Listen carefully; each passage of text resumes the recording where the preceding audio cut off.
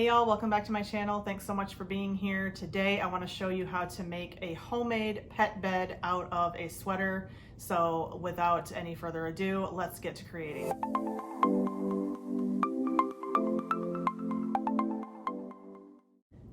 Okay, before we get into doing that, I just want to invite you to hit the subscribe button if you have not already. If you are new here, welcome. Thank you so much for joining me. If you have been here before, welcome back.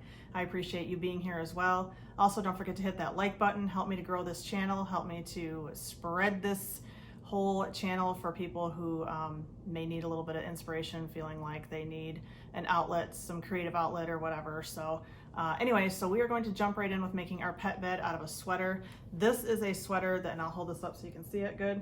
This is a women's, I believe it's a petite extra large. It was, somebody gave it to me to do this. So I'm pretty sure it was, my daughter said it was a petite extra large, and it does have the zipper, which is okay. That's not gonna hurt anything for our pet bed because this will just go on the back. On the underside. We'll put the zipper on the underside. So the first thing that you're going to want to do with your sweater is flip it inside out. It's not that important that you get the sleeves inside out right now, but just so you don't end up stitching it to the body. So, and if you have a sewing machine and you can do this on your sewing machine, go for it. But I don't have a sewing machine and I got to sew this stuff by hand. So that's what I'm going to do. And I'm actually going to show you how, as a blind person, I will thread my needle so that I can get sewing on this and any other projects that we might do that involve sewing. So I'm going to show you how I thread my needle. Okay, so this is my threader that I got from my local service that assists with little things like this for blind people or low vision. So if you have low vision, you definitely want to invest in one of these, or if you're blind, or if you just, I don't know, struggle to thread a needle like a lot of people I know do that don't have any kind of vision loss or anything. Maybe it's more of a mobility thing, or maybe you just have difficulty threading a needle. I don't know, because I know I would. But anyways, this is what I use. It's got the two holes here, you can see. I believe one of them is for like a really small needle, but I have not used this side yet. I only use this side. And I'm going to have to turn it around to face me in a second here, but I put the needle in upside down with the eye facing down inside this hole. And I will use this lever. I don't know if you can see, there's like a little peg that comes out the side. That's what's going to grab the thread and pull it through the eye of the needle. So I'll slide that as soon as I get my thread on there, which I'll show you, but I need to turn it around to face me to do that. I'm gonna get my thread here, and just so I don't knock my needle out of that thing, I'm gonna put my thread on first. And what I do is literally just straddle the thread over this thing. It's facing left and right, and I just straddle it over where the bigger hole is. There's a little gap down in between the device itself and where the needle goes in. And so I just lay the thread right over top of that, and it's down inside that crevice. And so I will get my needle and put it eye side down, push this thing through, and voila. My needle is threaded, and then I will kind of pull out some that I need, and I really want to be careful not to pull out too much because then it'll get all knotted up. But I will tie this in a knot, and I will begin sewing that I will show you in just a second. Okay, now that we have our needle threaded, which of course this is a white sweater, or kind of, I guess maybe an ivory or something. I'm not really sure if it's white or ivory, but either way, a white thread will be just fine is what I'm using. Now I flipped this sweater upside down, so I have the bottom hem here, and I'm going to start on the one corner, and I'm gonna stitch this so that the corner, when I flip it back around, is gonna be kind of, you know, at that like angled corner. It'll look like it's kind of tucked in, which will make more sense when I'm actually done with it. If that's, I'm probably not making much sense, but anyway, so that's how I'm gonna start, and I'm gonna start stitching. And when I sew, because I'm not even using my vision, I can feel the point of the needle before it even comes through, you know, the fabric. So I'm just following with my fingers along this corner at first, and this does not have to, this is a pet bed, okay? This does not have to be perfect in any way, shape, or form, but that's how I'm just doing the corner upward, so it gives that little angled corner, just so it's not quite so, I don't know, sticking out and stuff like that once you get it completely done. So now I've got my corner and I'm right up to the hemline of the sweater. I'm just literally going to keep adjusting, making sure that hem is, you know, together along the whole way, and I'm going to follow that that line straight on down, and that's how I can get a good straight line on sewing. And like I said, I can feel the point of the needle just before it pokes through, so I don't poke myself. Well, let me rephrase that. I actually have poked myself numerous times and it hurts. So please be very careful if you are visually impaired or blind and you are trying to sew with needle and thread. Please be careful and don't shove the needle through too hard, because I have done that and totally stuck myself with the needle, which really hurts. So it's you know, I wouldn't typically wear something like this in a video, but it is like 112 degrees here today, so it's super hot. Not even worth doing your hair kind of thing, because you know, it's just gonna go flat and do whatever, so hence the hat and all of that fun stuff. So yeah, it's super hot here today, which I'm down. You know, we were stuck inside so much through the winter, and then of course stuck inside through quarantine, and I wouldn't say we're stuck inside right now, but it is pretty hot out, so I'm inside in the nice cool air conditioning making a pet bed, but I can, you know, go outside and get some fresh air and some sunshine. So anyways, I'm not going to bore you to tears with videoing stitching this whole entire hem. So once I get done, I will return and move on to the next step in making our pet bed. Okay, so I got the hem done on the bottom. That's all stitched together, and I actually ran out of thread right towards the end. There's only like this much left, which works out perfect actually, because we're going to have to flip this right side in and stuff it with our pillow stuffing, or whatever you're choosing to stuff it with, which we'll get to more towards the end of the project. But I just wanted to show you that I did stitch it all the way across, but leaving that opening, whichever end you choose to leave it on is fine. It doesn't matter if you leave it at the neck or at the base, just so you have an opening to stuff with your stuffing. I want to take this minute too to let you know that I am making this for my cat. So with a women's extra large, this is going to be plenty big enough for my cat, because my cat's really small. So if you have a little bit larger cat, this will still be the same, still be a good size. If you were to make this for like a smaller dog, I don't think you could make this kind of bed for like the really big dogs. I love those dogs, but unfortunately it's hard to make a pet bed out of something, you know, big enough to accommodate a big dog. But I used an extra large men's to make my dog a pet bed, which I discovered I can't make for her with this, because I guess just here would be like a little disclaimer. If you have a dog who loves to tear up things with stuffing in them, you're probably not going to want to make this for your dog. But if your dog is okay with those and she'll leave them, or he'll leave them alone, then this would be a really cute idea for your dog. But I took a men's extra large fleece sweatshirt and made my dog, she weighs about, give or take, about 50 pounds. So that was you've seen her in my videos, but that was a good size for her. She fit on there just fine, but like I said, she wanted to tear it up because she loves anything stuffed. So, but for a cat, this is perfect. And I chose this, she has one already, but I chose to make a new one because hers is, it's kind of old and it's getting pretty beat up. And she is a white cat, which again, if you watched my last video, she does make her little debut. And this being this color sweater, it will be perfect. Her hair won't show up so much on it. But since these are so inexpensive to make, especially if you have a sweater already to repurpose, you're talking about the cost of your stuffing, whatever that might be. And I bought some stuffing that I had for other things, so I already have that on hand. But really, this is, I figure you might as well just replace it every few years and keep it fresh, you know, every couple years, whatever, you know, keep it fresh. Or, I mean, if you have a huge stash of sweaters, then just keep making them as often as you want to. But I just thought this was such a cute idea. I don't even know how I came up with this, to be honest with you. I might have even seen something similar years and years ago for something like this. I can't quite remember because it's been quite some time. But anyways, back to the pet bed, leaving that space, we are now going to flip it over to the neck side of this. I also want to point out with the zipper here, It's a little bit tough to go over that zipper right at the zipper point. Just do your best and work it through that area. But like I said, that's going to be on the bottom side. So if your sweater doesn't have a zipper, then you don't got to worry about it. Also, this is a sweater that has a collar on there. So instead of trying to like navigate and stitch up the extra, you know, space to meet it together so there's not a collar, I'm just going to flip it down. So like the collar is down, like it would be if you were wearing it, except it's inside out, and bring it right to like where the hemline is. And then I'm going to meet those two hemlines at the neck and just stitch straight across there and close up the neck. So that's going to be the next thing that we're going to do. And again, you're going to have to navigate that zipper a little bit. Just do the best you can with that.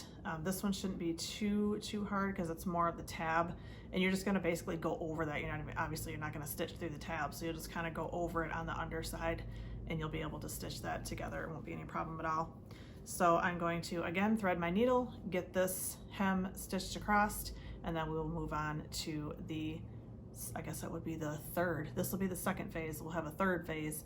I'll show you how to do the arms of it and what you got to do with all that. And we'll come back for that part of it. Okay, now that we got our sides stitched up, our neck and our bottom, remember that opening that we had? We're gonna go ahead and take that now and flip our sweater back the right way so that it is not inside out anymore. But I suppose it would be right side out. I don't know. I've never really known what that's called to do it the right way. Right side out or inside in or outside out. I'm not really sure, but we're going to get it turned the right way. And then get our sleeves pulled back through. You don't really have to pull these through inside out when you're initially stitching it. Just for me, it's easier to make sure that I don't stitch my sleeves to the body of the sweater, which I definitely don't want to do. So okay, so we got our neck stitched shut so it's like tucked in, you don't have that collar to mess with. And you can pull the zipper down a little bit, but I'm actually going to go back through over this zipper with a needle and thread because I don't want this to come down. So if you have a sweater that has a zipper, we're gonna go ahead and like just take some thread and stitch from one side and stitch right over top of it back and forth a couple times to keep it from coming down. But I will go ahead and let's see, the zipper is going to be facing down, so you're going to want to take your sleeves, make sure that they're not twisted or anything like that and that they're facing the right direction, and bring them so that like the sleeves would be behind the sweater on the back side. And you're going to take and overlap your cuffs of you're going to tuck one sleeve into the other is what we're doing. Mine is pretty easy to like feel where that has to be because this particular sleeve actually has that extra cuff on the sweater. Some sweaters don't, it just stops at the hem. So if you have that cuff, you got a little guide to go by, just make sure that the end of one sleeve is covering the cuff of the other. If you don't have that, just get it in there a couple inches just so it doesn't come back out on you. And we're actually going to stitch these together so that they don't come apart.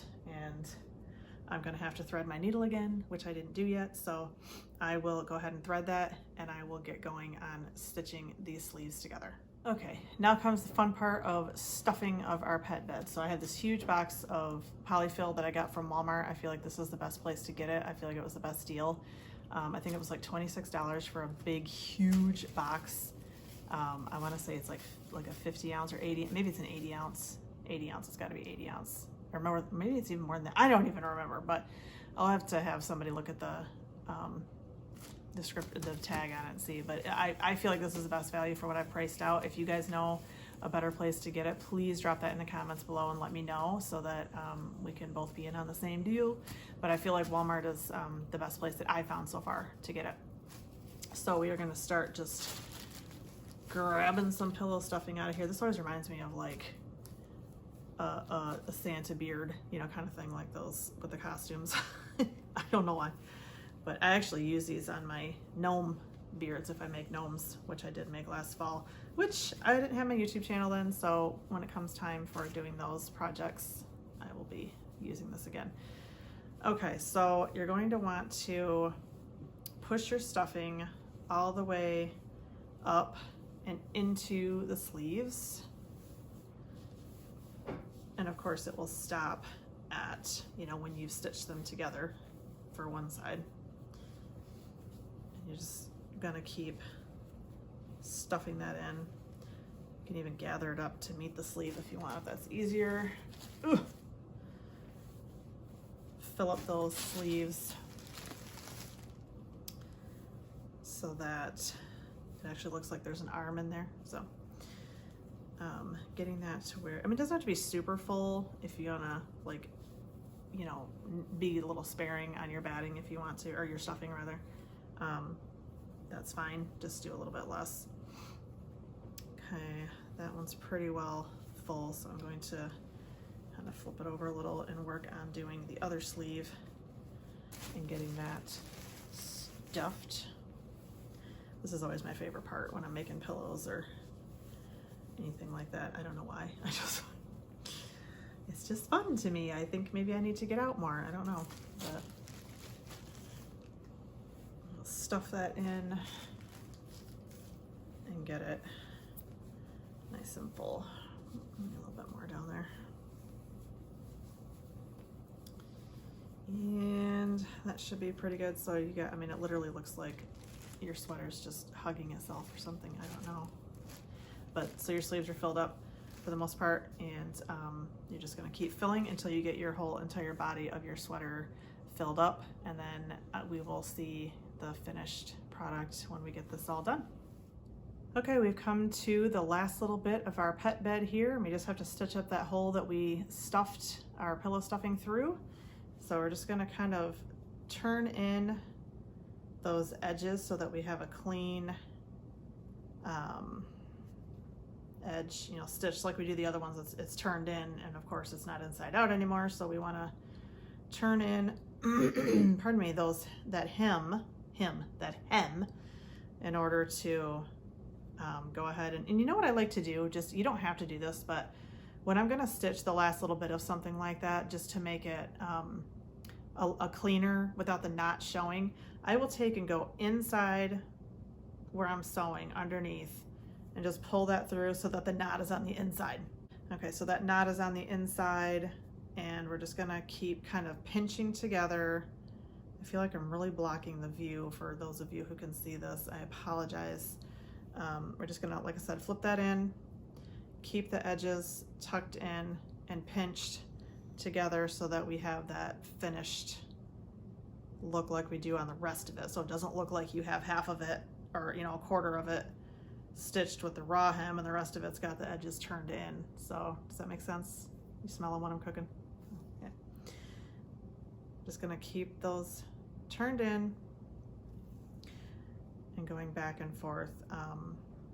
I prefer to go, and you know, I'm not a professional stitcher or sewer or whatever, so I don't know what these are called, these stitches. If you know, feel free to drop them in the comments below, but I go back and forth instead of like over and under. I don't know if that makes sense, but with some things you can kind of go like around and weave it through and come around again and whatever, and you could do that with this, but then you've got that thread showing, and for me, I don't want the thread showing. So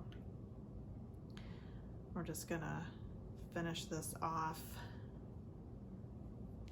and keep, as you're going along, keep tucking that in. And again, you can pin that if you want to and keep it turned in, so you don't have to keep doing that, but you might have to anyway, at least on a couple different spots of it, because you know we're pretty full up with this polyfill now, so it might want to separate on you. So we're just gonna stitch up the last little bit here. Okay, here's our finished product, our little pet bed, which you can see my kitty Isabel is totally digging, and she loves this corner of the dining room. I don't know what it is, but she just loves this little corner. It's kind of her corner. She loves her new bed, and actually, as you can tell probably, that it's like a little throne for her, which I'm sure is exactly what she sees it like. So there you have it. It is just her perfect little bed.